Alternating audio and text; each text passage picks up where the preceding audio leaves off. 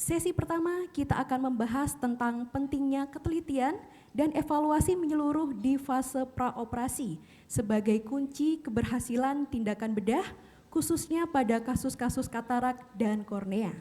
Sesi ini akan dipandu oleh moderator kita, Dr. Tigor Santoso Sitorus, spesialis mata.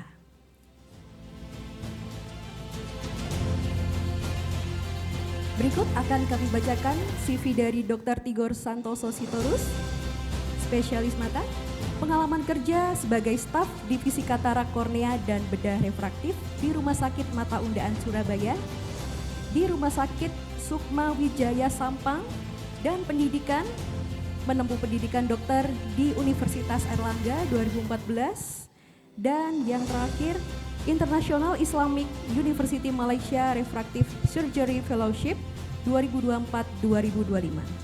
Kepada Dr. Tigor, kami silakan naik ke atas panggung. Oke, terima kasih MC untuk waktunya. Pada sesi pagi hari ini saya dapat kesempatan untuk menjadi moderator di sesi pertama di Cornea Masterclass 2025 ini. Jadi pada sesi pertama ini headline-nya adalah Laying the Groundwork, Preoperative Precision for Optimal Surgical Outcome. Jadi tanpa menunda-nunda lagi, saya undang pembicara topik pertama pada sesi 1 ini, yaitu Dr. Farida Munir, spesialis mata konsultan.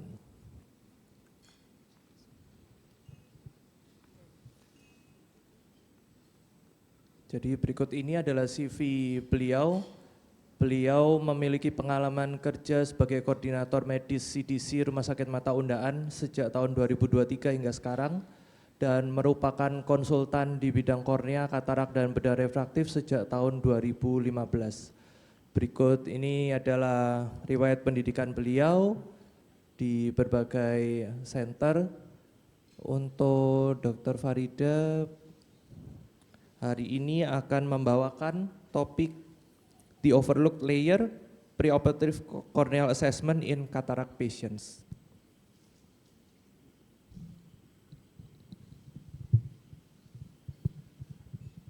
Untuk presentasi ini diberikan waktu 15 menit ya dokter. Bismillahirrahmanirrahim. Assalamualaikum warahmatullahi wabarakatuh. Selamat pagi Prof. Cahyono, yang terhormat Profesor Khairisan, Dr. Vanessa Chong, thank you for coming to Surabaya, dan selamat pagi kepada seluruh peserta Cornea Masterclass 2025. Alhamdulillah pagi ini kita diberi kesehatan, kita berkumpul di acara yang spesial ini. Terima kasih kepada Panitia Cornea Masterclass 2025 yang telah memberi kesempatan kepada saya untuk kita belajar bersama terkait mengenai lapisan yang sering terlupakan saat kita melakukan pemeriksaan awal pasien-pasien katarak. Sebab biasanya fokus kita terfokus pada lensa. Kita lihat apakah ini polaris, ada subluc atau tidak, setelah itu kita lihat ke belakang. Nah, kita nggak sadar bahwa ternyata ada sesuatu di korneanya. Topik saya kali ini The Overlooked Layer, Preoperative Corneal Assessment in Cataract Patients.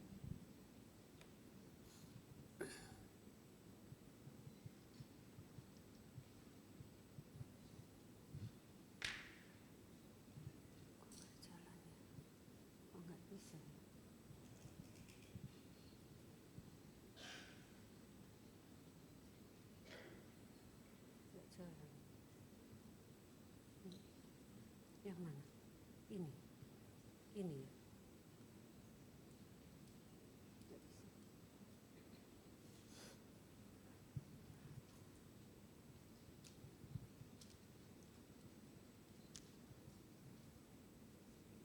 Nanti, coba berarti saya pencet yang mana ini? Nanti ya. Mengapa sih kita perlu mengevaluasi kornea? Karena kita ketahui saat ini kita sudah memasuki era refraktif katarak surgery, di mana ekspektasi pasien setelah operasi bukan hanya sekedar melihat, tapi pasien sudah menuntut untuk mendapatkan penglihatan yang lebih optimal pasca operasi katarak. Yang kedua, seperti kita ketahui bersama bahwa kornea ini bertanggung jawab atas 2/3 total dari refraktif power mata kita. Berikutnya, kornea ini juga berkaitan erat dengan perencanaan operasi untuk mendapatkan outcome yang maksimal. Contohnya pada misalnya kita mau planning IOL yang premium, torik atau multifokal. Dan yang terakhir, dengan mengevaluasi kornea, kita juga bisa menemukan dan mengatasi potensi masalah yang ada pada mata pasien seperti astigmat irregular, ektasia yang dini, dry eye disease, dan patologi kornea lainnya.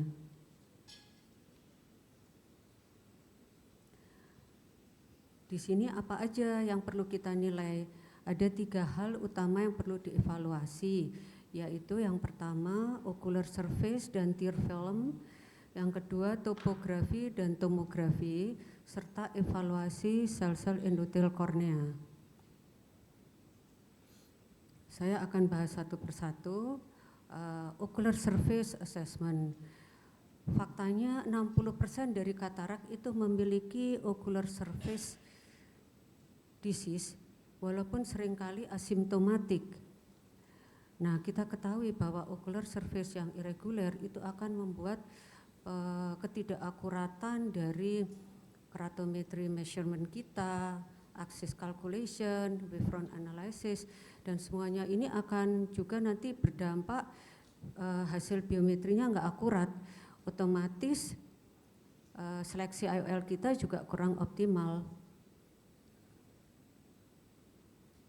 Berikut ini sekedar reminding aja saya mengenai new classification dari dry eye oleh ADES. Saya lewati aja. Ini juga adalah gambaran tear film pada kondisi dry eye berdasarkan break up time pattern, sekedar reminding aja. Berikut ini indikasi tata laksana pre-op, antara lain bila pasien mempunyai tear break up time kurang dari 10 detik, positif ocular surface staining, dan pada adanya irregular kornea pada pemeriksaan slit lamp atau corneal topografi. Berikut tentang topografi dan tomografi. Kami menyadari bahwa alat topografi dan tomografi ini tidak mudah diakses di semua fasilitas kesehatan. Oleh karena itu saya ingin berbagi red flag klinis yang bisa memandu kita untuk kita berpikir lebih jauh untuk melakukan pemeriksaan topografi atau tomografi kornea. Adanya irregular astigmatisme atau stabilitas refraksi yang buruk, ini bisa bila kita jumpai kondisi perbedaan yang signifikan antara refraksi manifest dan keratometri, atau adanya best corrected visual acuity yang fluktuasi. Berikutnya adanya riwayat refractive surgery, entah itu LASIK, PRK, SMILE, radial keratotomi, dan corneal transplant, dan sebelumnya pemakaian lensa kontak. Berikut apabila dijumpai temuan klinis yang mencurigakan pada pemeriksaan slit lamp, misalnya penipisan kornea di inferior atau sentral, adanya EBMD, epithelial basement membrane dystrophy atau Salzmann nodule. Yang berikut apabila dibutuhkan perencanaan IOL yang lebih presisi, contohnya pada premium IOL torik atau multifokal. Biasanya untuk torik kita juga perlu lakukan corneal topografi untuk meyakinkan astigmatnya ini reguler atau tidak. Pada multifokal juga dengan melakukan pemeriksaan ini kita tahu adanya high order abrasionnya, spherical abrasionnya, ya. Dan pada pasien-pasien dengan pre-op silinder yang tinggi di mana aksis torik menjadi hal yang sangat penting. Berikut adalah contoh gambaran-gambaran yang mencurigakan bisa kita temukan pada saat pemeriksaan slit lamp. Ini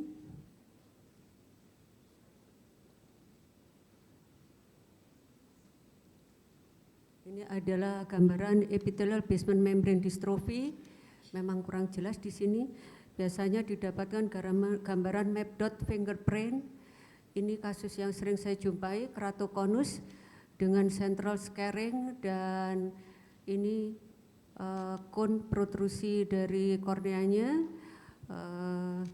Di sebelah sana Salzmann nodule degeneration, ini nodulnya.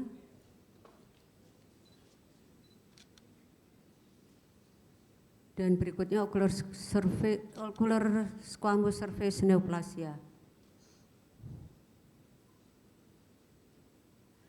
Bagian ketiga adalah evaluasi dari endotel kornea.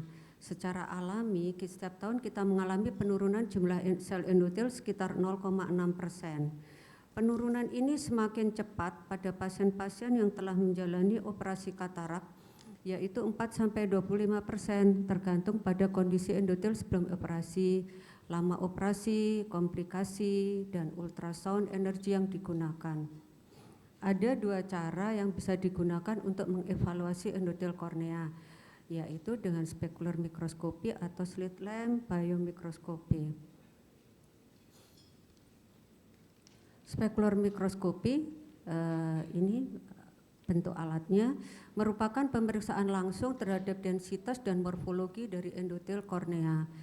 Berikut adalah parameter-parameter yang dinilai, antara lain endothelial cell density dengan harga normalnya, coefficient of variation, CV, dan heksagonalitasnya.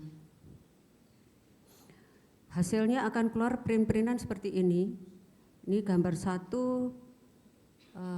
kurang jelas ya, itu cellular density-nya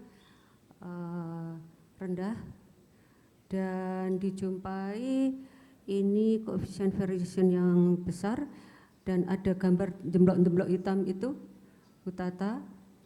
Kemudian gambar berikutnya ini sel endotelnya juga rendah, dan bagian kanan heksagonalnya rendah sekali, pleomorphisme. Apabila kita menggunakan slit lamp untuk memeriksa endotel, pastikan pemeriksaan yang detail dengan menggunakan pembesaran magnifikasi yang besar. Apa saja yang bisa kita cari, antara lain gutata, stromal haze atau folds, atau dismal folds, atau early epithelial edema.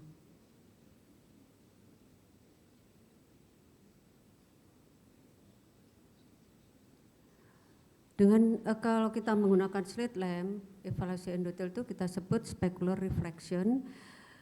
Di sini nanti akan saya putarkan video dari Dr. Sirjun Patel.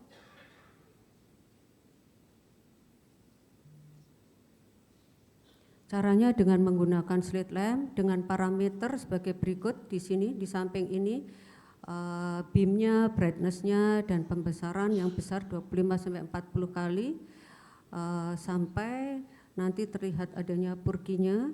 Kemudian di sebelahnya ada bagian yang terang dan redup.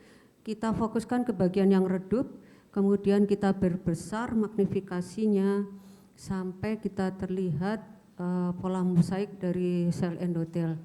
Memang pemeriksaan ini ya tidak mudah. Case study, laki-laki 38 tahun datang dengan mata kanan kabur dan foreign body sensation dalam 1 minggu. Dia punya riwayat clear lens ekstraksi 12 tahun yang lalu, jadi saat itu usianya 26 tahun.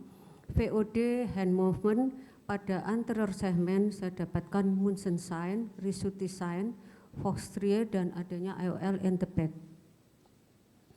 Pada pemeriksaan pentacam pada mata kanan tampak gambaran ektasia yang sangat steep dengan K1 61,9, K2 75,2, dan ketebalan korneanya hanya 369. Pada mata kiri mulai dijumpai adanya inferior steepening. Di sini juga tampak sekali gambar elevasi posterior kornea pada mata kanan. Pada BAD, pada mata kanan jelas sekali terlihat adanya suatu keratokonus, sedangkan pada mata kiri sudah mulai menunjukkan tanda-tanda early keratokonus. Sehingga menurut saya kasus ini merupakan kasus keratokonus di mana kemungkinan 12 tahun yang lalu belum terdeteksi. Apa sih yang bisa kita pelajari dari kasus ini? Yang pertama, lakukanlah screening ektasia terutama pada pasien muda yang akan menjalani prosedur refraktif. Di sini peran korneal tomografi sangat penting untuk menyingkirkan adanya subclinical keratokonus. Tindakan refraktif sendiri kemungkinan dapat mempercepat keratokonus karena operasi intraokuler itu dapat merubah biomekanik kornea, terutama pada kornea yang sudah rentan, walaupun dia tidak mengalami tindakan lasik atau PRK, progres ektasianya kemungkinan bisa terjadi pasca CLE. Yang terpenting saat ini adalah kita mengevaluasi fellow eye-nya dan mencegah perburukan ektasia pada fellow eye-nya. Sekian presentasi saya, semoga manfaat. Terima kasih. Wassalamualaikum warahmatullahi wabarakatuh. Oke, terima kasih Dr. Farida untuk paparannya. Lebih singkat ya dok ya dari waktu yang dialokasikan. Boleh dokter silakan boleh duduk di panggung. Memasuki sesi yang kedua. Setelah tadi kita mendapat paparan tentang bagian paling anterior dari mata kita, di topik kedua ini kita akan berbicara tentang bagian posterior dari mata yang akan disampaikan oleh Dr. Togar Erkasan Sitorus. Topiknya hari ini, Seeing the Whole Picture, Why Retina and Macula Matter Before the Lens Comes Out. Jadi berikut ini adalah CV beliau.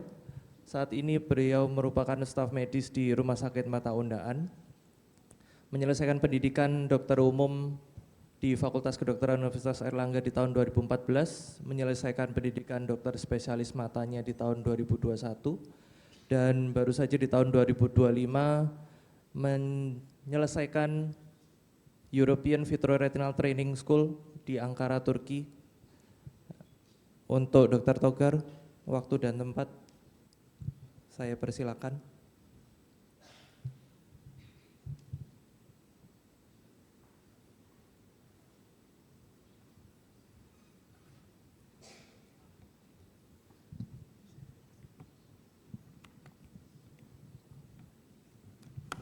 Jadi di akhir sesi 1 ini akan diikuti dengan sesi diskusi untuk sejawat-sejawat Prof, dokter sekalian yang ingin mengajukan pertanyaan boleh disimpan, nanti akan kita diskusikan di akhir sesi pertama ini. Setelah keempat pembicara sesi pertama memberikan paparannya.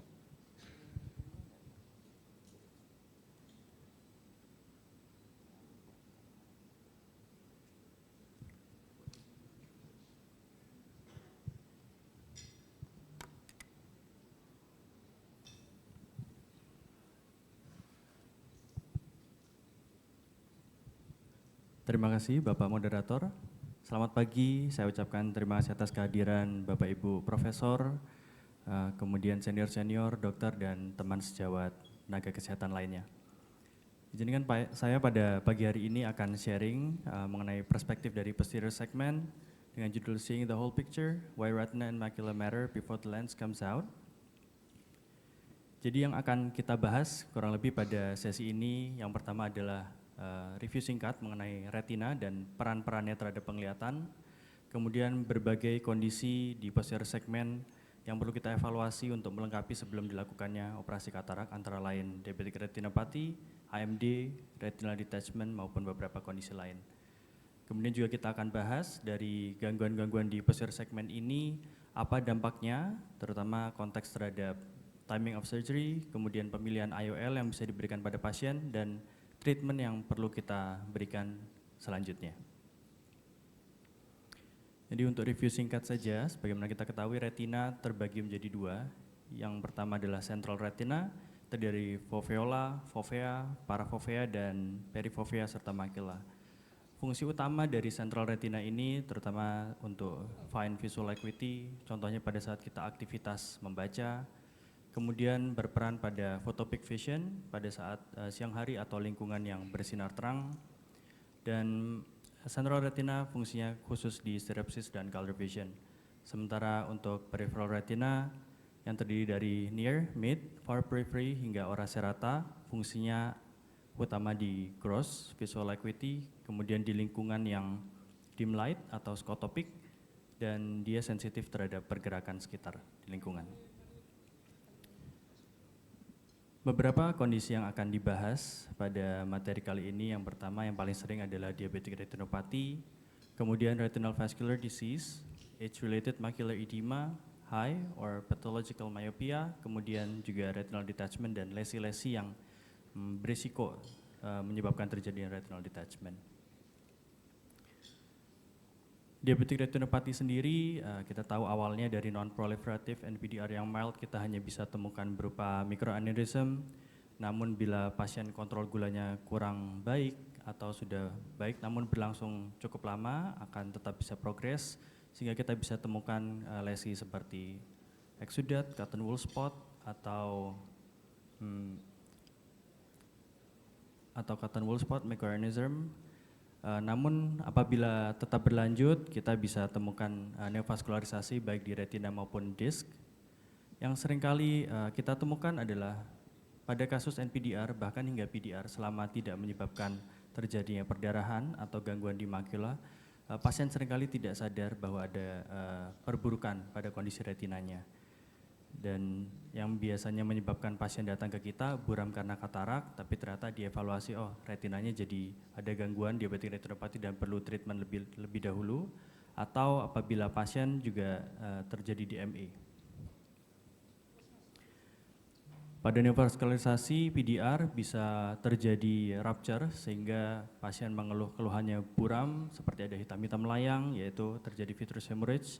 Dan selain evaluasi melalui condensing lens, kita bisa lakukan USG dan ditemukan echogenic lesion yang mobilitasnya tinggi.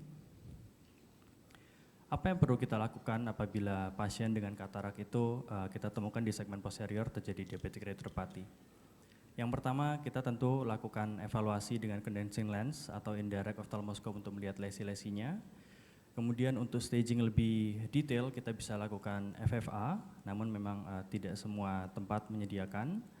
Dan untuk mengetahui status dari makula kita bisa order pemeriksaan OCT makula, melihat apakah ada diabetic macular edema. Pada kondisi di mana katarak yang pasien alami mungkin sudah advance sehingga tidak memungkinkan evaluasi dengan alat-alat tersebut, at least kita perlu melakukan USG. Jadi memang tidak bisa melihat lesinya secara langsung, tapi kita bisa exclude kemungkinan seperti hemorrhage atau traction retinal detachment. Dan kita perlu jelaskan ke pasien bahwa ada keterbatasan pada segmen posterior evaluasi retinanya, sehingga pasien perlu aware bahwa bukan hanya katarak masalah di pasien. Jadi kita jaga ekspektasi agar tidak terlalu tinggi. Bagaimana approach kita terhadap pasien-pasien katarak yang ternyata kita temukan diabetic retinopathy?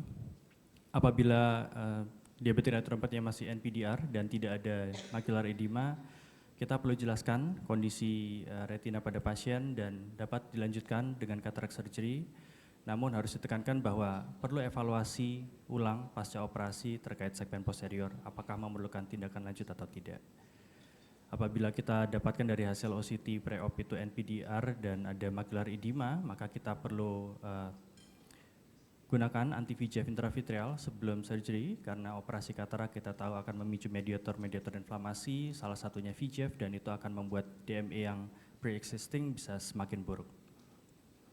Apabila pasien ini katarak yang masih mild atau moderate dan pada segmen posterior kita temukan stage proliferative diabetic retinopathy, kita perlu usaha dengan dilakukan laser fotokoagulasi PRP. Memang tidak bisa seluruhnya karena keterbatasan dari media, namun at least dengan kita apply laser PRP ini, kita turunkan oksigen demand kemudian juga mencegah terjadinya imbalance demand supply oksigen yang in return dapat menyebabkan neovaskularisasi atau perburukan dari diabetic retinopathy. Namun apabila kasus-kasus di mana kataraknya sendiri sudah terlalu tebal, namun kita mungkin tahu dari kontrol sebelumnya beberapa bulan ini pasien sebenarnya sudah PDR, kita perlu jelaskan bahwa memang kita akan lakukan operasi katarak, namun karena status dari retinanya sendiri kurang bagus, mungkin berikutnya perlu evaluasi ulang dan treatment. Pada beberapa kondisi kita bisa juga berikan anti-VEGF pada saat durante operasi katarak untuk mencegah perburukan. Selanjutnya penyakit yang kedua paling sering adalah retinal vascular disease, CRVO dan BRVO, tergantung dari kuadran mana lesi-lesi hemoragiknya muncul, dan ini biasanya terjadi pada pasien dengan kondisi sistemik hipertensi dan dislipidemi. Yang perlu kita lakukan, kita jelaskan kepada pasien pertama kali adalah bahwa pasien harus menjaga kondisi sistemik yang mendasari. Kemudian selama masih memungkinkan kita lihat lesinya, kita perlu treatment, kita OCT dulu untuk melihat bengkaknya dari makulanya dan kemudian kita treat subsequently dengan anti-VEGF. Dan setelah kemudian bisa makulanya resorb, kita bisa berlanjut dengan operasi katarak, namun kita harus jelaskan juga ke pasien bahwa ada keterbatasan mungkin dalam visus pasca operasi. Selanjutnya pada pasien-pasien dengan katarak yang ya mungkin dengan seiring semakin populernya LVC atau prosedur bedah refraktif, dan pasien-pasien ini mungkin yang tahun 90 itu operasi lasik, mungkin di luar negeri, mungkin di Indonesia memang belum marak, tapi rata-rata beberapa kali kita sudah lihat pasien umur 50, visusnya masih 1/10 kita temukan ada katarak, tapi pada saat kita evaluasi segmen posterior, tigroid, nggak sesuai, padahal biasanya kalau high myopic visus sudah 1/60-an. Jadi rasanya pada masa ini kita perlu selalu tanya kepada pasien bahwa apakah pernah menjalani prosedur tindakan laser vision correction, karena jumlahnya semakin banyak dan mereka mulai di usia yang beronset katarak. Kita juga perlu anamnesis juga ke pasien mengenai sebelum keluhan kataraknya ini muncul, apakah penglihatannya simetris, karena kadang-kadang memang ada yang anisometrop. Kemudian juga kita jangan lupa selalu harus evaluasi mata kontralateralnya karena dapat memberikan ide, clue mengenai petunjuk mengenai kondisi segmen posterior pada pasien ini. Yang kita evaluasi pada pasien dengan high myopic atau riwayat high myopic, yang pertama adalah kita evaluasi perifernya untuk melihat mencari lattice degeneration, holes, kemudian di area makula kita mencari apakah terdapat CNV ataupun macular hole. Kemudian di vitreous kita lihat apakah ada pre-existing PVD ataupun floaters. Dan kita juga perlu lihat, perlu cermati apakah ada posterior stafiloma yang nanti akan berdampak mungkin di teknik biometrinya, karena jangan sampai axial length yang terdetek itu di posterior stafilomanya, padahal yang kita butuhkan adalah axial length yang mengarah ke area makula.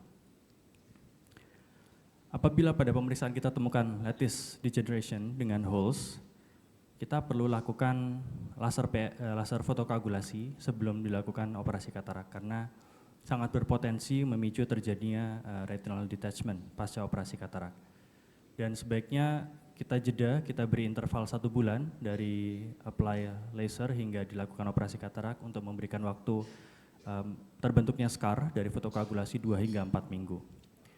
Pasien juga harus kita jelaskan bahwa setelah operasi katarak, dikarenakan media sudah clear, pasien mungkin saja mengalami keluhan seperti flashes dan floaters.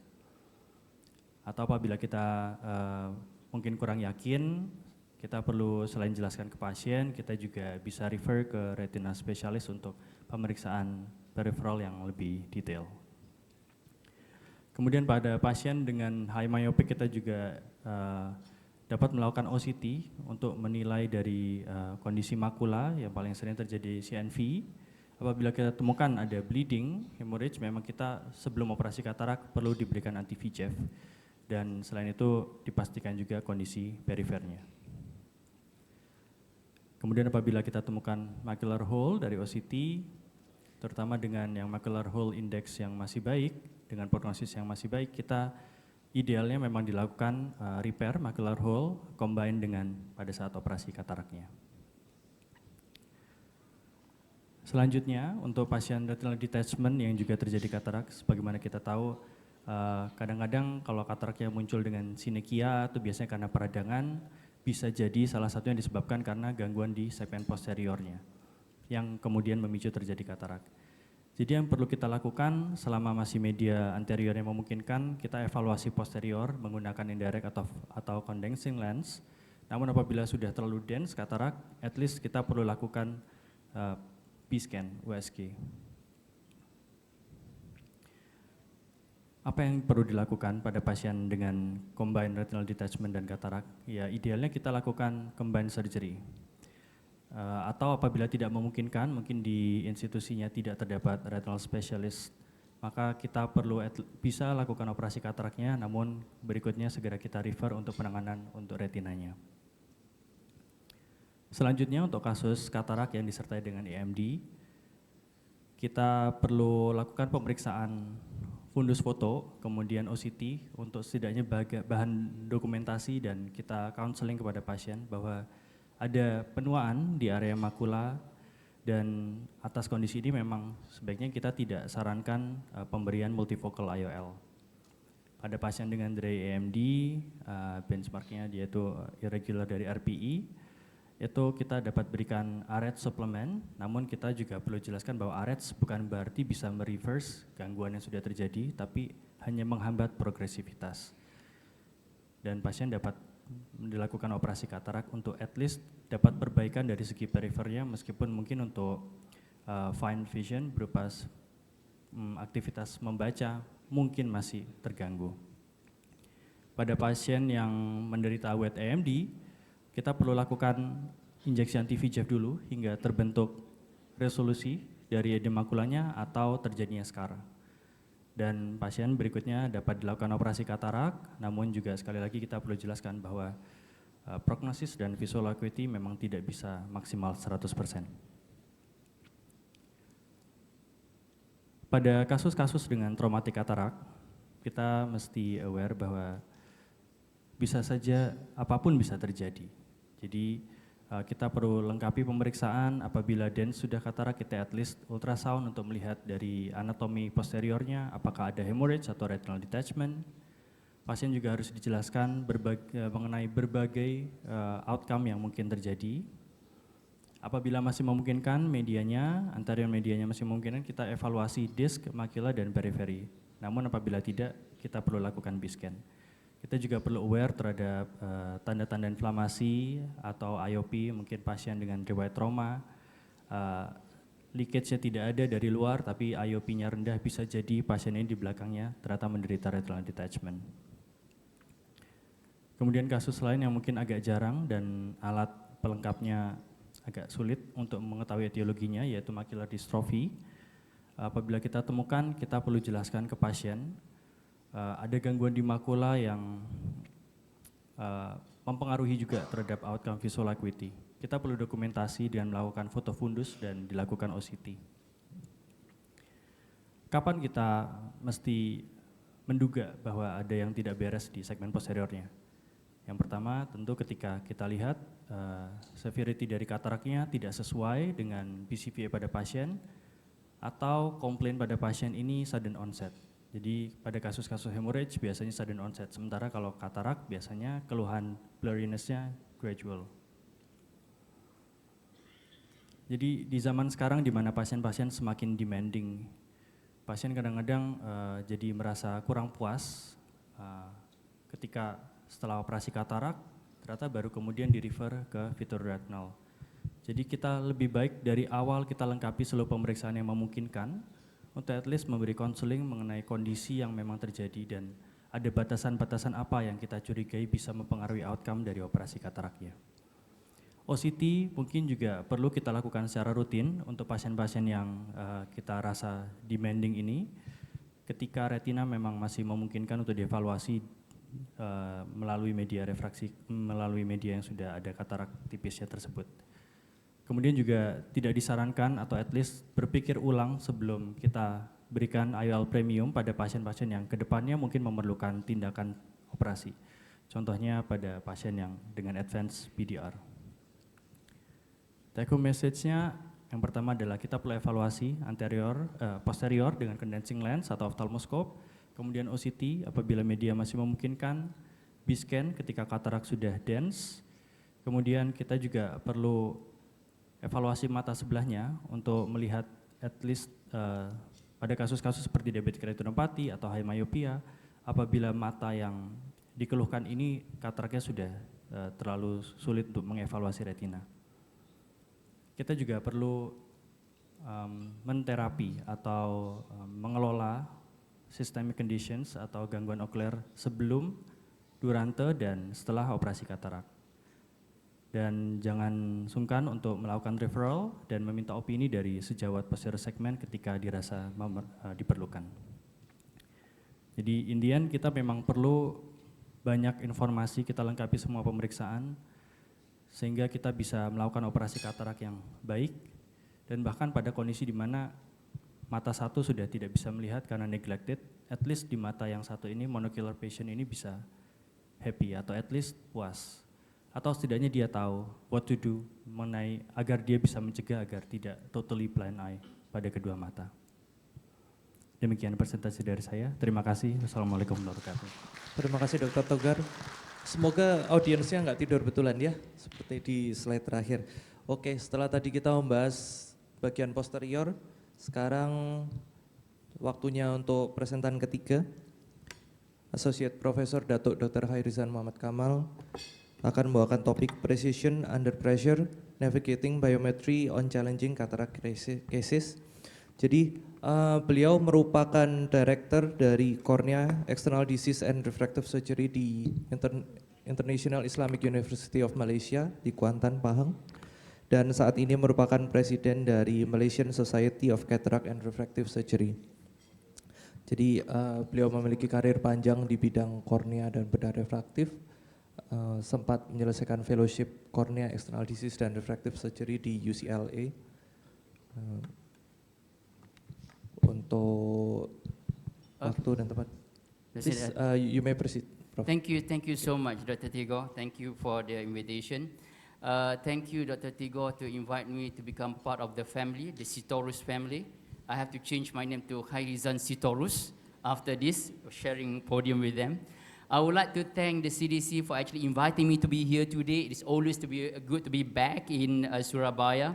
And congratulations, this is not easy to do something like this. I congratulate to the organizing committee for 5 years consensual that you're actually doing this.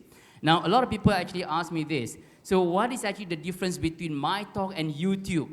Or you can go to other talk. And I say that, yeah, Prof. Jajono, I'll say it in Arabic, they said, Ma kharaja min al-qalb, dakhala ila al-qalb. Whatever come from the heart will go to the heart.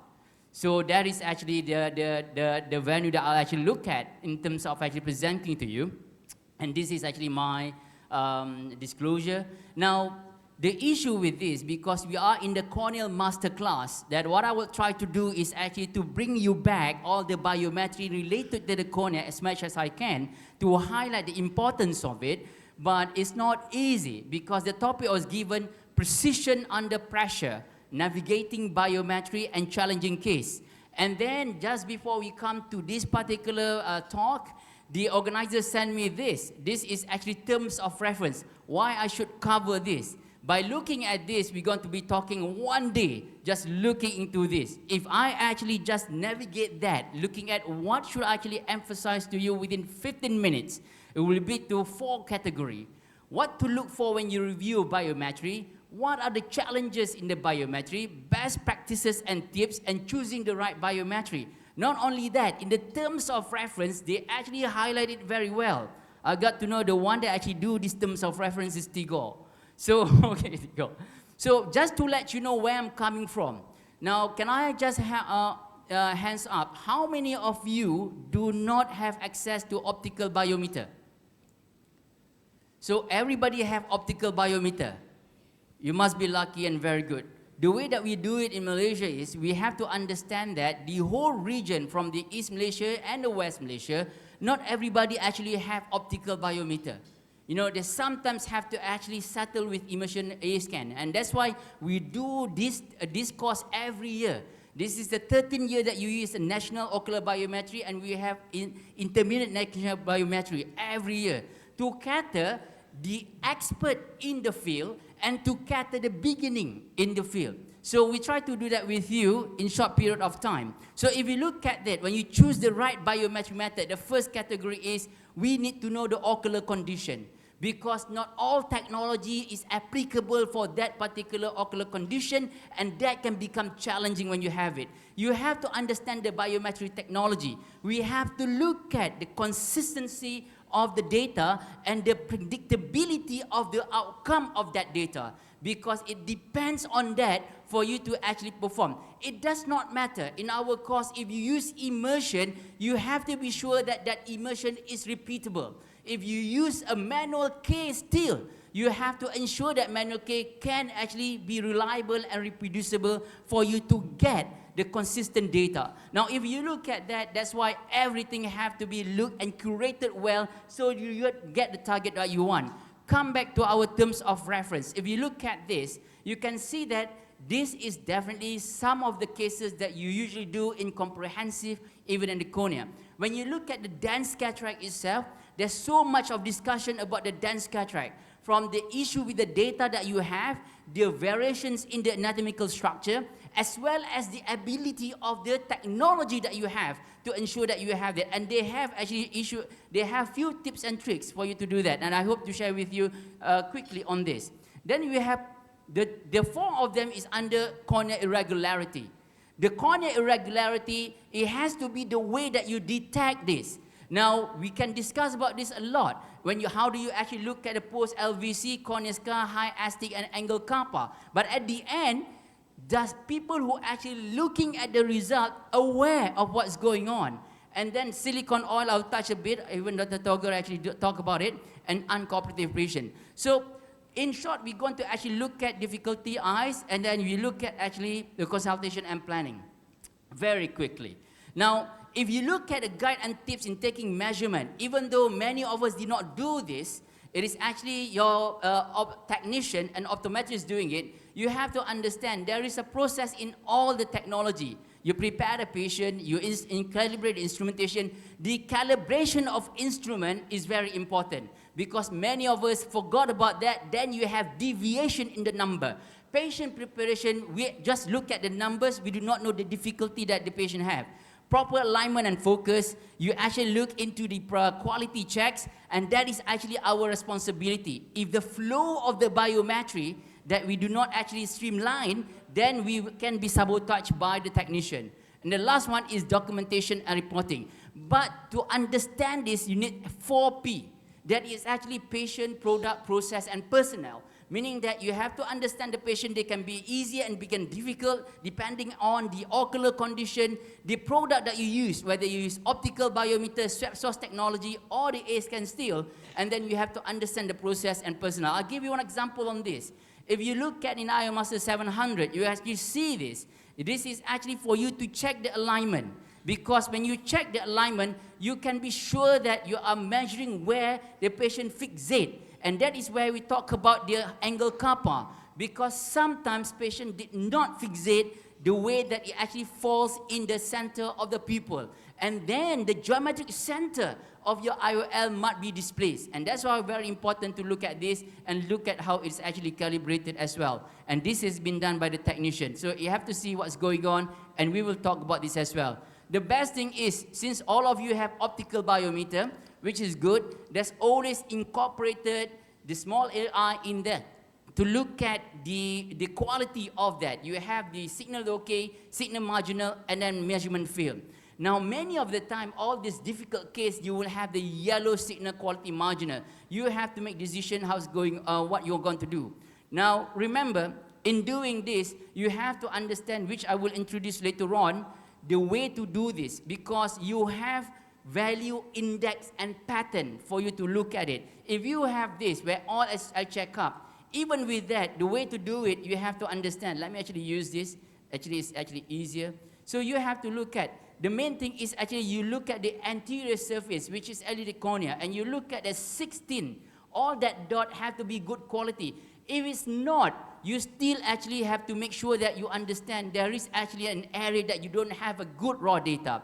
Then you look at in the relation in terms of where does it place, because you do have a good quality over here. Over here is where the placement of that reading. You would know whether it is actually decentered, misaligned, or it is not actually where you want it to be. And then afterward, you want to know that all this is actually in one particular line, visual line, which you have a foveal pit. And that is where you know it is actually where the fixation of the patient. And you can actually check this later on. So when you actually have, when you have a machine like this. So if you look at this, I'm not going to discuss 10 of them. I don't have a time to do it. But the 10 important tips on biometric interpretation, the first tip that I have in all our course is this. It is an important step in you to actually diagnose this. I call it actually SOVIP. You have to understanding the setting of it, whether it's actually a good case or difficult case. You have to know the orientation of the patient and the machine. When you do it, you have to understand the value that they're giving you. You have to understand the index that they're actually giving you, because some of these have index. And then after that, you have a pattern. Now, if you look at this SOVIP, if you look at this is actually, again, apologize to you that all of you are very advanced. But if you look at the A scan itself, we always say that you have to know the setting over here. So only when you know the setting, you can actually look at whether this value can be used, whether this pattern is correct. Now, it goes vice versa. If you look at something wrong with the pattern, you can actually go forensically look at there's something wrong with the value, and you can see that there might be something wrong in terms of the measurement. Now, this is actually usually where we forgot to do and where we actually forget to actually look at. So even though what we like to do is only taking the value, a lot of doctors do that. They always like to take a value. And sometimes what they look for the deviation from the value, standard deviation. They said if it's 0.03, 0.3, they are better, they accept it. That's not important. As for the surgeon to look at and deal with the difficult cases, you have to look at the setting, the orientation, the value index and pattern. And sometimes the setting, and then again, apologize for you, I did not actually put the optical here, but I just put you in terms of game dynamic and the total gain. This is actually need to be understood, because that is actually how the A scan was actually diluted, or in terms of design to know and to behave in that particular condition. Okay, we give us some example. Let's say dense cataract. I only have another 5 minutes to go. So when you have a dense cataract, you have a lot of issue with dense cataract. But this patient not only is actually an elderly, we actually also have fixation problem because of the dry AMD. Now you have a dense cataract and poor fixation. What would you do? Now you know that it's a problem. The first thing is, if you use an optical biometer, it's a standard now that we know. If you use swab source or biometer, you need to dilate the eye first, because the swab source actually works better. Now each company will say that they will perform better than the other. I've used all of them, but nobody can say that they are superior than the other, depending on what type of actually cataract that you have. But when you have that, you might actually not have that. So what did you do then? A patient are scheduled for that. And that is very important, because sometimes when you can't actually get with the optical biometer, you can use immersion still. But the way you do it have to be correct. You have to look at when the other eye cannot fixate, you have to use, when the examined eye cannot fixate, you have to use the other eye. At least you get that moment nice, that you get actually the visual axis nice, because the patient cannot see light. And there are actually immersion out there can increase the light. Some of your optical biometer you can actually increase, because they actually use the infrared for the white to white, but they also use the laser. But some lasers are very fixed, you can't do anything about that. And that's why when you have something like this, it's nice for you again to check. This is actually the pattern that you have. You look at what's going on into the cornea, you understand that now it's actually good, it is almost like in the visual axis, and you see that whether the penetration goes into the foveal tract. But you still see this, because the machine telling you that this might not be correct, because there's inconsistency. So it is very important for us to know some tips and tricks. If you have the cornea irregularity now, I'll give you one case because I'm running out of time. So if you look at that, we have engineer, 58 years old, oil and gas engineer, came and demanded to have visual clarity on all the eye with a good contrast because of the work environment. refuse to do on the other eye, complain about the right eye, which is the 6/9, refuse the other eye because he can see near. And that's common because you look at the refraction is minus 1.25, and it's only not this is actually nuclear sclerosis. And what bugs him is actually posterior capsular cataract. So, and then this is what the history I give. Now, when you look at that, you start understand this. When you look at the optical biometer, you have this particular thing. When you look at the biometer, is as normal as it can be, except we said, hey, there's something not right. But we need to check, because what happened is actually, you know, you have the very flat K. So when we look at that flat K, we say, okay, let's actually proceed with the atlas. We look at the atlas. I want you to see here first. This is simulated K. This is as normal as it can be in terms of orthogonal, right perpendicular the other. It looks like actually it's a normal cornea, up to the 9 millimeter, you know. But this is actually what you see the value. But when you see the pattern, you can see something like this. This is something not right. Why should the cornea actually behave like this? Even though it's not that out of the range in terms of the value. So then you ask the patient, it looks like, you know, your eyes is not normal. When you look at this pattern, you can say that, oh, do you have something done to your eyes? Only then the patient actually said, yeah, 20 years ago I have LASIK. And you can't see that. Without having corneal topography, you will not be able to detect that. You only know that the patient have actually flat K, and we know that some of the patients have a flat K. And that is very important. We go ahead saying that if that's the case, then we will actually say, then you understand, you actually have you are actually post-LASIK. We will not give you more multifocal. That's not my type as well to do it. We will actually give you actually monofocal. We need to see whether all this, you look at it, this is as normal as it can be. Only you can detect that if, let's say, you have topography over there. And that's why, like, a lot of biometer now incorporate the topography. I have another 1 minute. Okay, if you go on this, and you can see that, and then you start calculate with the post-LASIK. I use both the predicted and measured. I put in the calculation. I use both in terms of looking and checking them. I use the Barrett-Stroux K, and then I use Kane formula to actually check them, and then you can see that it's very predictable. And it's easy for you when you have something like that. Now we go to another case, just to highlight certain things. I don't have much time on this. We have, case number 2, number 3. You have 67 staff nurses who actually visual clarity. Patient actually said wants to do on the right eye. If you look at this, yeah, it's quite good, but you can see the cornea thickness is a bit high. That's why every single parameter is very important. For the Asian eye, for you get to 570, it's not normal. So I said, okay, let's do, and the biometry doesn't say anything. It looks like it's okay, patient have a seal, patient noted that, but when you do topography, then something is not right. When you say that, hey, how can you actually have a bit like almost PMD, pellucid marginal degeneration type, you know? It could be normal, but it was highlighted. It looks like a KCN pattern. When you look at the other eye, it have this myopic LVC. It's not fall under that. When you look at pattern, it still can pass as a normal. You look at actually the white to white, if you look at actually the biometry, it doesn't give you anything. But one thing that trigger us, again, at that particular time, as actually, Dr. Fardia showed you in terms of how you do that, in terms of you use a Purkinje reflex and you look at parallel E-pipe, specular reflection, it doesn't manifest at that particular time. We actually go ahead and use the specular microscopy. Patient actually have FED. And then we actually talk to the patient. We're not going to put you on the toric still because we do not know how this will actually behave. We actually just put you monofocal. You have to accept it, use actually glasses later on, and we actually last review this patient. Patient doing well. And this is actually 10 years ago. We last review, I think about last year, after 9 years. You can see that deteriorations of the endothelium, both eyes. No, but the patient's still seeing well, and patient doesn't need transplant yet. But just to show you that all these are very important, should skip the posterior abnormality. I'm running out of time. So, yeah, that's it. Okay, thank you very much. Thank you so much for that. I'm sorry it's running out of time, so we will have a Q&A for that. Thank you for your attention. Thank you. Thank you very much, Datuk. Oke, untuk para audiens memasuki sesi terakhir, pembicara terakhir di sesi pertama ini, Dr. Dini Dharma Widyarini, spesialis mata konsultan. Topik yang akan dibawakan oleh Dr. Dini di pagi hari ini adalah Management of Cataract in Phacomorphic Glaucoma, Delicate Tissue Handling.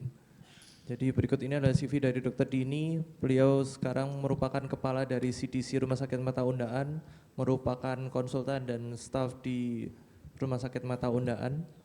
Beliau memiliki banyak riwayat pendidikan dan mengikuti berbagai course. Beliau juga speaker di berbagai event nasional maupun internasional.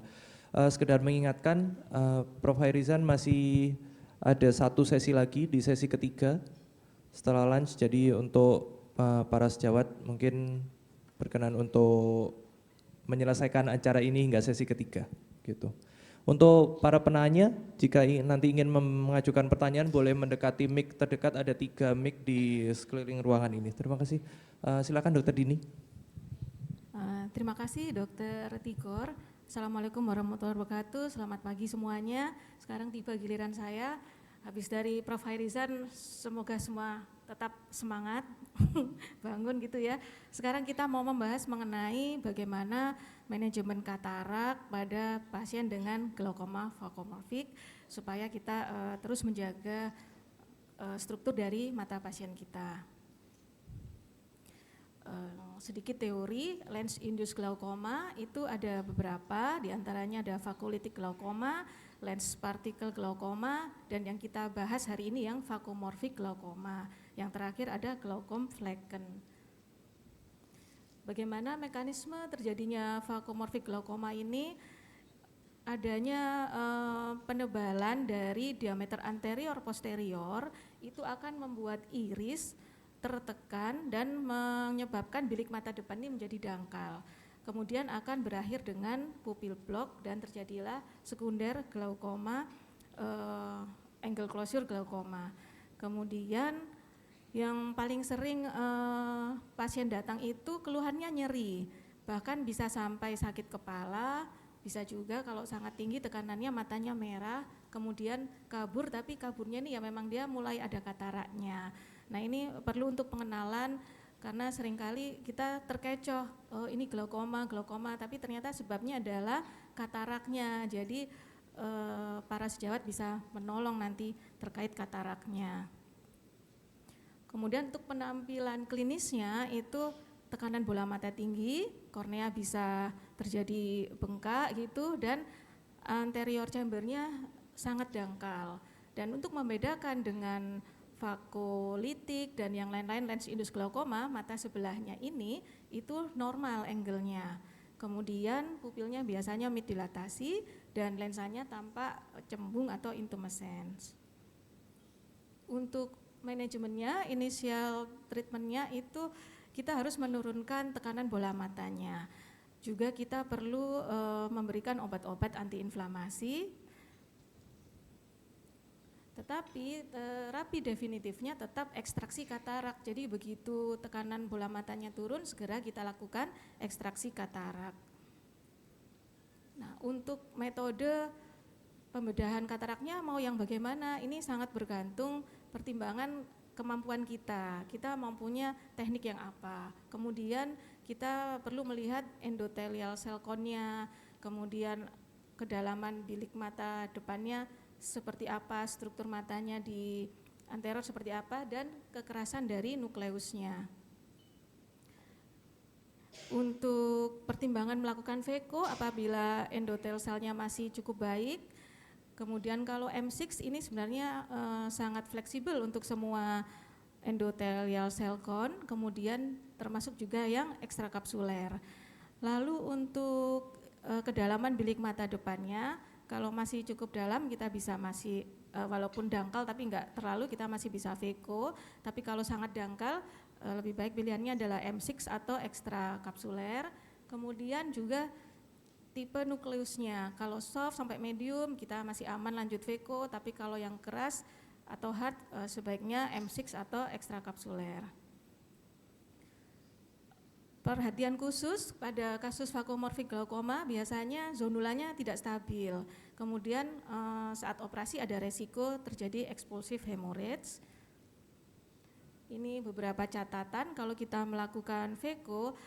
Saya belajar dari guru saya, Dr. Nurwasis dulu, biasanya diminta untuk sedikit saja insisi, jangan langsung full gitu kalau terutama tekanannya masih agak tinggi. Kemudian seperti yang Dr. Farida sampaikan sebelumnya di pre-event, yaitu penting memberikan OVD dispersif untuk melindungi endotelnya, korneanya. Kemudian sulitnya di sisi karena apa? Kalau intumescence biasanya ada resiko Argentinian flag atau escape.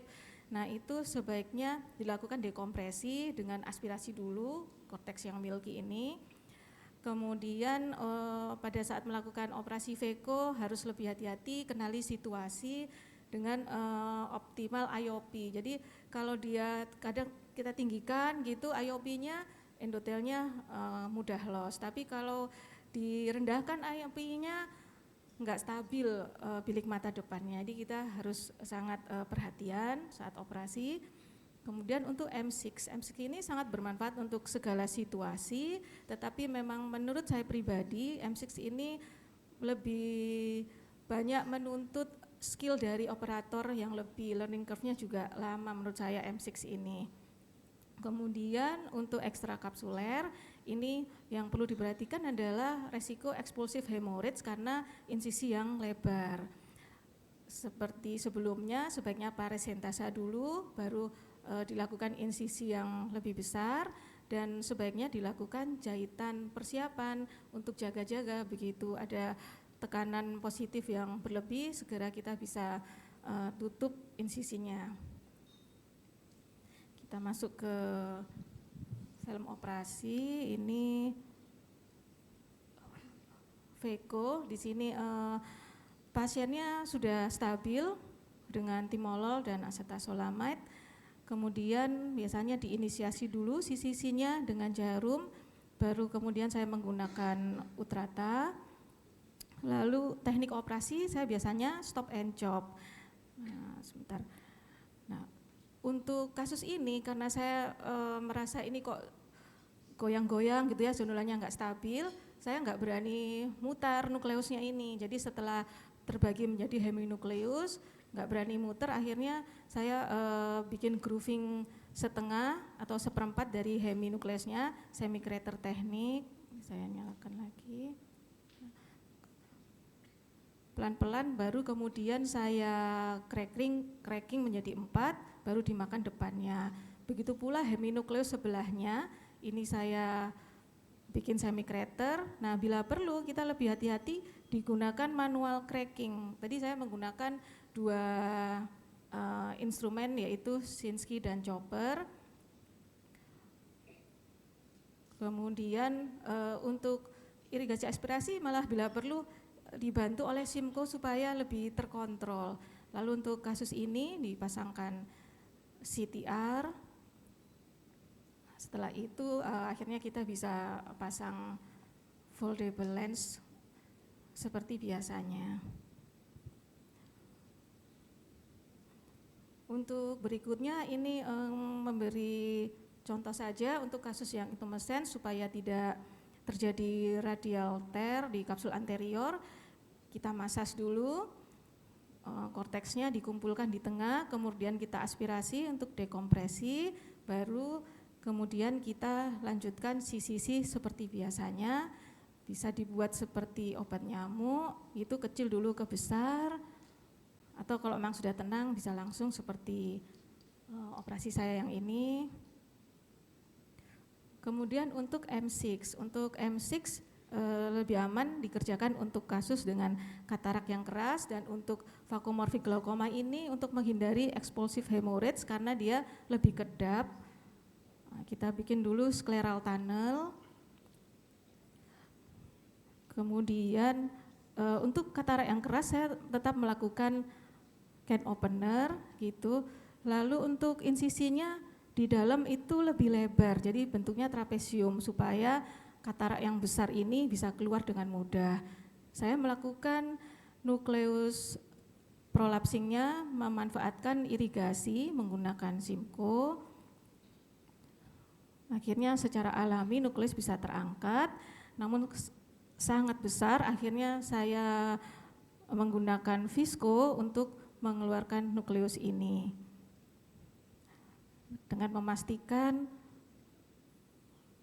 cukup insisinya, tapi ternyata pada kasus ini nukleusnya sangat besar, kita tidak boleh memaksa untuk keluar supaya tidak iridodialisis, sisanya kita tata kembali dengan bantuan visko, kemudian untuk memastikan supaya tidak merusak kornea, tidak iridodialisis, insisi saya lebarkan menggunakan crescent biar tidak lebih hati-hati gitu ya, biar enggak mengganggu irisnya, karena biasanya pada vakuomorfik glaukoma itu irisnya floppy, lembek, mudah prolaps. Kemudian dilanjutkan seperti biasa. Yang film berikutnya ini ekstrakapsuler.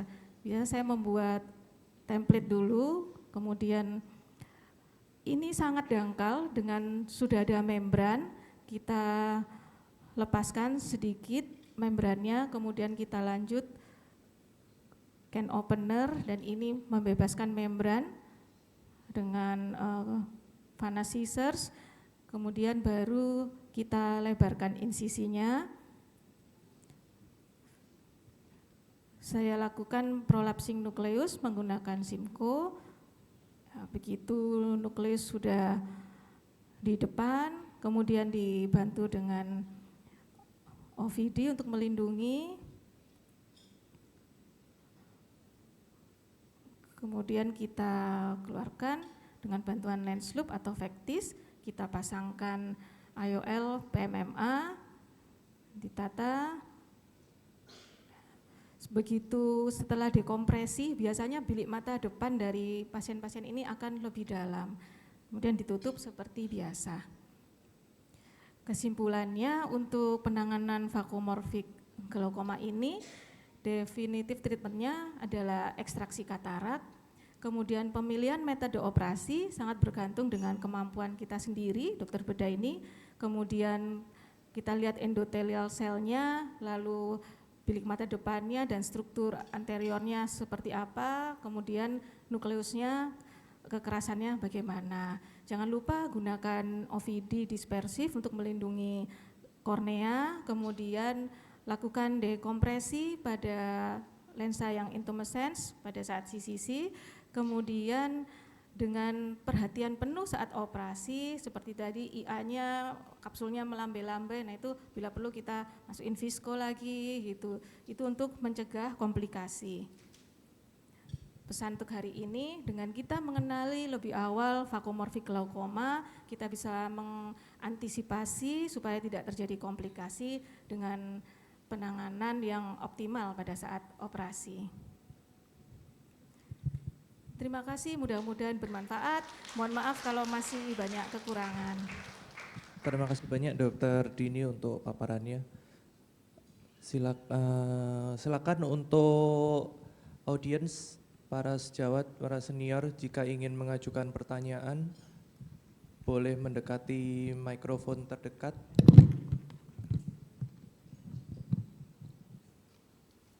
Oke, silakan dokter.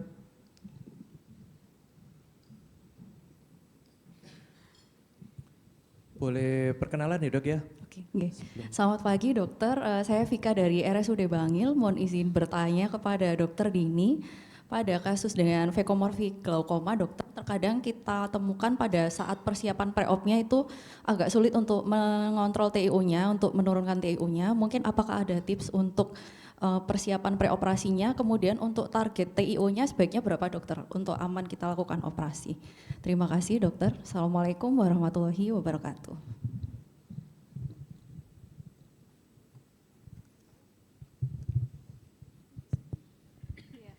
Terima kasih Dokter Vika atas pertanyaannya.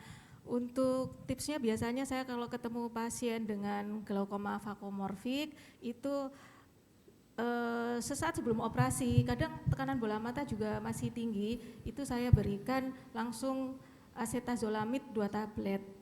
Kemudian kalau itu 30 gitu ya, tapi kalau lebih dari 30 biasanya saya berikan gliserin plus acetazolamid langsung 2 tablet, kita cek setengah jam, biasanya sudah turun, segera kita lakukan operasi.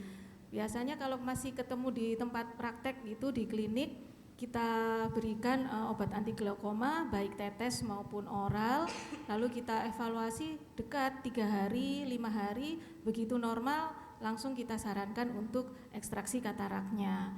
Akan tetapi kadang sudah di ruang perawatan, sudah dengan obat yang maksimal, ternyata belum juga turun.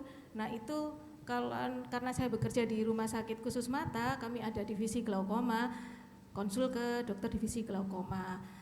Beberapa kasus dokter divisi glaukoma melakukan terapi bedah glaukoma dulu, setelah terkontrol baik baru ekstraksi kataraknya. Demikian Dokter Vika, terima kasih. Oke, terima kasih Dokter Vika untuk pertanyaan. Untuk sejawat-sejawat yang lain, mungkin ada pertanyaan? Iya. If you like to add something? No, I just want to ask questions, but there is a questions from the floor. Okay. Please. Silakan dokter.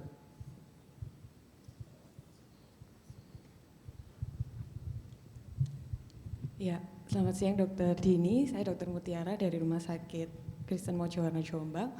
Mohon izin menanyakan satu kasus yang pernah saya temui. Saya pernah menemukan pasien dengan ODS vakomorfik ya dokter, tapi katarak masih belum sampai glaukoma. Jadi TIO-nya tinggi, waktu itu ODS kurang lebih 40. Kemudian setelah saya berikan terapi, direncanakan untuk waktu itu vakoemulsifikasi saya lakukan bertahap kanan kemudian yang kiri. Yang kanan sudah selesai dan setelah operasi terkontrol visusnya juga lebih baik. Kemudian yang kiri itu sebelumnya informasi biometri dengan Asia length 22,4 dengan anterior chamber depth 2,38 dan lens thickness 5,49. Pada saat operasi berjalan itu saya seperti melihat refleks ya dokter, maksudnya saya curiganya terjadi suprachoroidal hemorrhage, tapi itu terjadi setelah implantasi IOL. Kemudian saya berikan terapi, kemudian saat kontrol memang visusnya turun, TO-nya tinggi kurang lebih sekitar 30 sampai 40, tapi setelah terapi 1 sampai 2 minggu itu berjalan, TO-nya membaik, visusnya menjadi 6/20, tapi setelah 2 minggu kemudian itu TO-nya spike lagi dokter, sekitar 40, tapi saya lihat belakang itu tidak ada hemorrhage dokter, maksudnya vitreousnya juga jernih, dari retina, red reflexnya juga bagus. Kira-kira yang menyebabkan IOP yang tidak stabil itu naik turun, apa penyebabnya dan kira-kira apakah ada yang bisa kita lakukan dokter? Terima kasih. Ya, Dokter Mutiara, terima kasih. Apakah klinisnya anteriornya inflamasinya masih ada kah atau tenang? Clear dokter. Clear ya? Ya, tapi memang pupilnya mid-midri. Oh ya, biasanya kalau IOP-nya tinggi itu tanda-tandanya pupilnya mid dilatasi. Kemudian walaupun ini kasusnya kan pseudofaki ya, tetap kita perlu cek di gonioskopinya gitu, trabecular meshwork-nya seperti apa, sudutnya seperti apa. Tapi untuk lebih lanjut mengenai ini saya nggak bisa menjawab karena saya bukan bagian glaukoma. Jadi kalau untuk kasus Dokter Mutiara karena kataraknya sudah terselesaikan, sempat baik dan IOP-nya masih tinggi, saran saya konsul ke bagian glaukoma. Terima kasih. Baik, terima kasih dokter. Oke, terima kasih untuk jawabannya dokter. Prof. Khairizan, you wanted to ask I have a question while waiting for, you can go to the mic, while waiting for your question, I just asked Dr. Dini questions. Do you intra-op with the phacomorphic glaucoma, the one that I usually call in the middle of clinic and ask to come in, even by the senior consultant when they have difficulty is actually a super shallow AC and almost touching the endothelium and they unable to proceed with even CCC. You know, they put it actually, they have done everything, their lens have to be out, they put everything there. Do you have any tips in cases like that? What would you do, you know, if you have something like that? Yes, sometimes we got a patient with a very shallow and almost touch and sometimes touch the endothel. We can do a small incision, then put a bit visco, then make a bigger incision, then fill the visco again. Dr. Sahata teach me that we can release the membrane, the capsule by the visco. It's safe, not by the spatula iris. But don't go push to the cross, but beat, then all of the surface open and space more deeper. A few cases that I have, I use CCT with the needle, so it's accessible. Even then, sometimes there are needles that it's difficult for me to get the space. And there are times that I actually consult my retinal, whether I can actually decompress from posterior. We did that. We did minor sclerotomy just to go the needle. But the problem with that is we worried that because the lens is intumescent, sometimes you might touch. So there are one case is dry tap. We go in, we can't actually get anything out. It's not an aqueous misdirection. So I think it's real, but every time people ask me, they thought I can settle this. Then every time I have to go in, I have to perform something. You know, I have to do it. But so far I get away with the needle. Thank you. Question. Silakan dokter. Thank you. Terima kasih. Nama saya Arisanti dari Bali. Karena tadi dokter Dini sudah banyak ya yang bertanya, saya ingin bertanya kepada dokter Togar. Untuk injeksi anti VEGF sebelum dilakukan operasi katarak, kapan sebaiknya kita tunggu baru kita lakukan operasi katarak?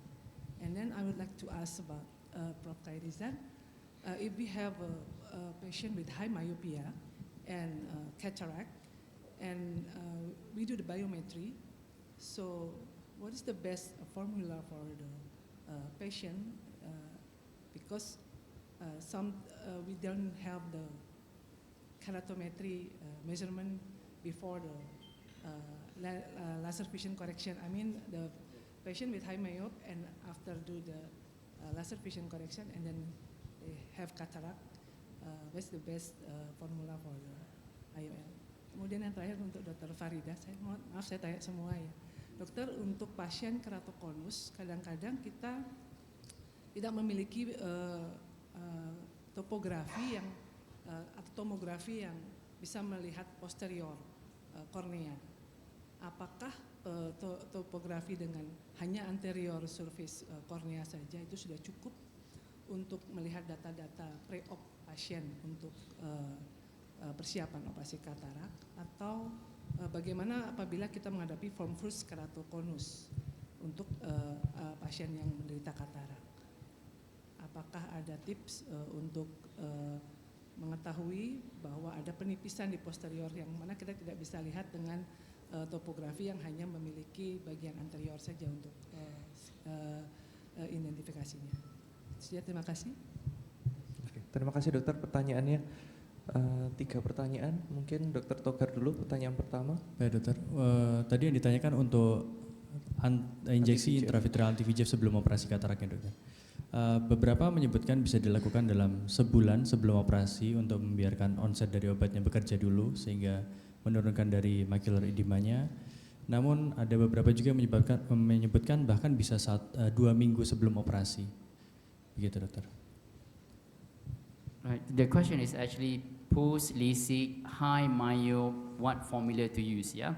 Okay, before we go to formula, quickly, in all LASIK, you should have topography because you want to make sure that the treatment is centered, especially in high myop, because some of them, they have parafoveal fixation. They might have staphyloma at the back a bit, or they might actually have that parafoveal.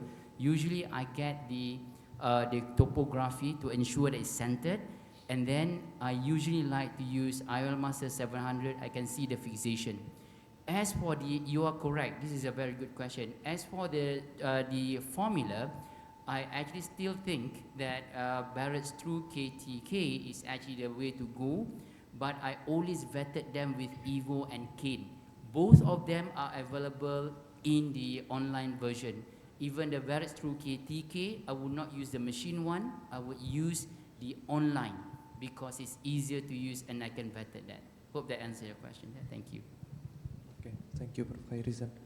Pertanyaan ketiga untuk Dr. Farida mungkin ya dok.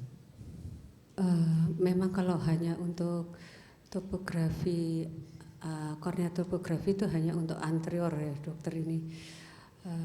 Jadi ya kemungkinan saya kira dari kecurigaan kita biasa seperti tadi saya sampaikan, kadang pada keratokonus itu kan keratometrinya astigmatnya jadi tinggi, sedang pada koreksi biasanya nggak bisa dia sampai setinggi itu.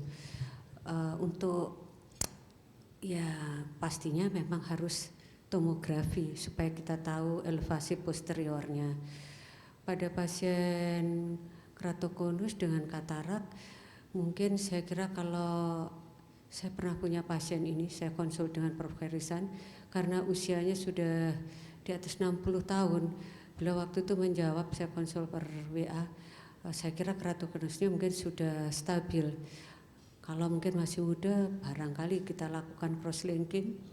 Setelah itu kita evaluasi, kalau stabil baru kita lakukan operasi. Terima kasih. Oke, terima kasih Dr. Farida. Semoga dengan pertanyaan-pertanyaan tadi bisa menjawab rasa penasaran senior-senior sekalian. Karena waktunya sudah lewat, saya akhiri sesi pertama ini. Terima kasih untuk para speaker. Thank you, Prof. Khairizan, for the interesting lecture. Oke, saya kembalikan ke MC.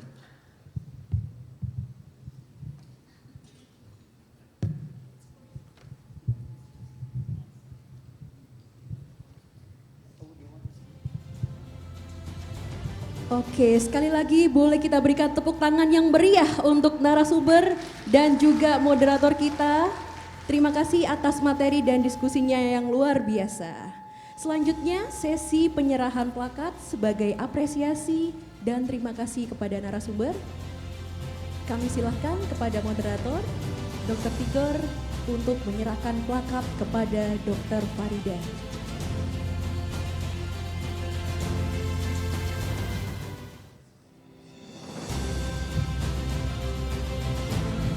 Oke, boleh kita beri tepuk tangan yang meriah kepada Dr. Farida. Terima kasih atas materinya yang sangat luar biasa.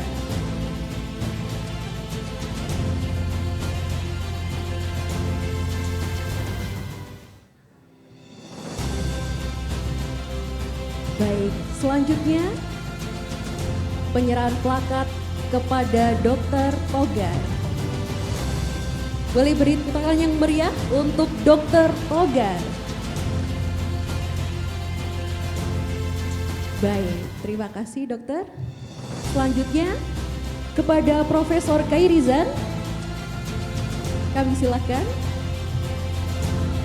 Oke, beri tepuk tangan yang meriah untuk Prof. Khairizan.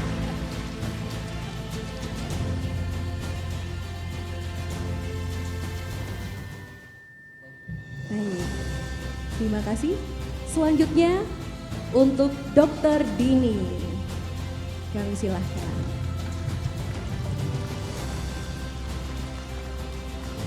Oke.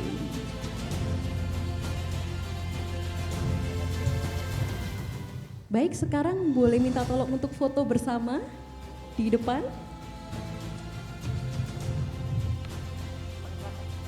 Plakatnya boleh disimpan terlebih dahulu. Oke. Kita berikan senyum terbaik untuk mendokumentasikan acara pada pagi ini di sesi pertama.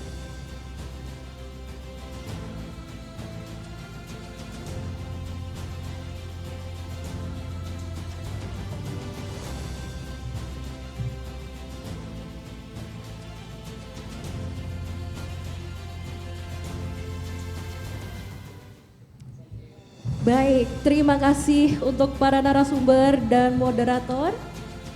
Sangat luar biasa sekali diskusi kita pada sesi pertama hari ini.